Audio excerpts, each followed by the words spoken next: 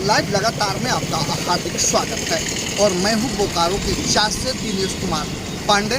सबसे पहले मैं आपको ये बताना चाहूँगा कि नगर निगम चुनाव को लेकर अभी से ही सरगर्मी जो है तेज हो गई है और संभावित प्रत्याशियों द्वारा जनसंपर्क अभियान भी शुरू कर दिए गए हैं और कई प्रत्याशी तो अपने दावेदारी भी प्रस्तुत कर चुके हैं और कई बार विगत एक सप्ताह के भीतर 2 बार 2 नेताओं के द्वारा अपनी शक्ति प्रदर्शन भी शहर में किया जा चुका है। और जब जितने जो संभावित प्रत्याशी हैं अब चुनावी मैदान में उतर गए हैं और कई नाम अब सामने भी आने लगे हैं। हालांकि सरकार ने अभी तक किसी तरह की चुनाव कराने की घोषणा नहीं किया है और ना ही सरकार के द्वारा किसी तरह का अधिसूचना जारी की गई है। मैं आपको बता दूं कि चास नगर निगम में कुल 35 वार्डों में चुनाव होना है, जिसके लिए इस बार जो है लगभग 14 सीटों पर महिलाओं के लिए सीट आरक्षित कर दिए गए हैं, जबकि एससी और एसटी के लिए एक सीट इस बार आरक्षित करने की बात सामने आ रही है। वही सामान्य कुल 19 सीट को रखा गया है, जिन पर सामान्य तरीके से कोई भी चुनाव लड़ सकता है। अब जानना यह भी है कि क्या इन तमाम नेताओं की या फिर वार्ड पार्षदों की या फिर मेयर और डिप्टी मेयर की जो उनके वोटर्स हैं अब किन्हें चुनते हैं। लेकिन इस बार जो दलगत स्थिति पर दलीय आधार पर चुनाव होंगे इसकी कयास लगाए जा रहे हैं, लेकिन इसकी भी संभावना कम दिख रही है। तो आपको ये भी जानना जरूरी होगा कि कितने वोटर्स हैं। तो मैं आपको ये भी बता दूं कि 2011 की अगर मैं बात करूं तो 1,41,640 मतदाता मिलकर पिछली बार जो है मेयर और डिप्टी मेयर और वार्ड पार्षदों के भाग्य का फैसला किए थे। लेकिन इस बार कुछ वोट बढ़ने के आसार हैं, जिसके अनुमानित वोटर 1,56,888 बताए जा रहे हैं, लेकिन इसकी आधिकारिक तौर पर अभी तक पुष्टि नहीं की जा सकी है।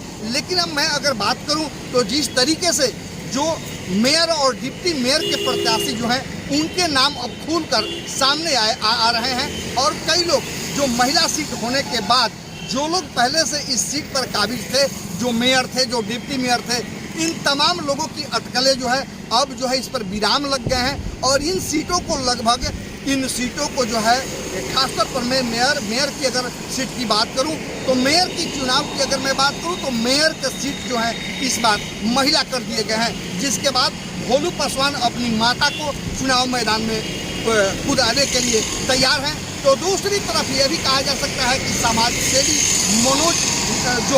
मनोज के द्वारा अपनी पत्नी को चुनाव मैदान में उतारा जा रहा है। तो दूसरी ओर विनोद खोपड़ी भी अपने पत्नी को चुनाव मैदान में उतार चुके हैं और उन्होंने अपनी जीत की दावा भी किया है।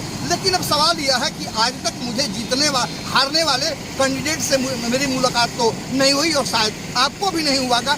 सारे लोग जो हैं अब यही कह रहे हैं कि मैं चुनावी मैदान में हमारी जो है खाड़ी है और हम जो है चुनाव मैदान में हैं और हम चुनाव जीतेंगे। जीत की दावेदारी की बात तो जो मतदाता मतपेटियों में उनकी भाग्य का फैसला को कैद करेंगे।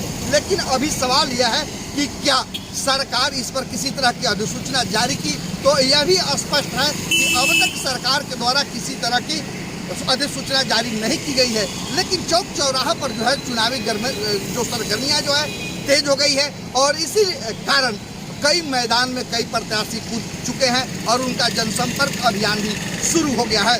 अब मैं बात करूं तो जिस तरीके से जो चुनाव में जो होते रहा है, तो अगर इसकी बात करूं तो हीटिंग, मीटिंग और सेटिंग इन तीनों का दौर भी अभी से ही शुरू हो गया है और लोग जो है मतदाताओं को रिझाने का प्रयास भी शुरू कर दिए हैं।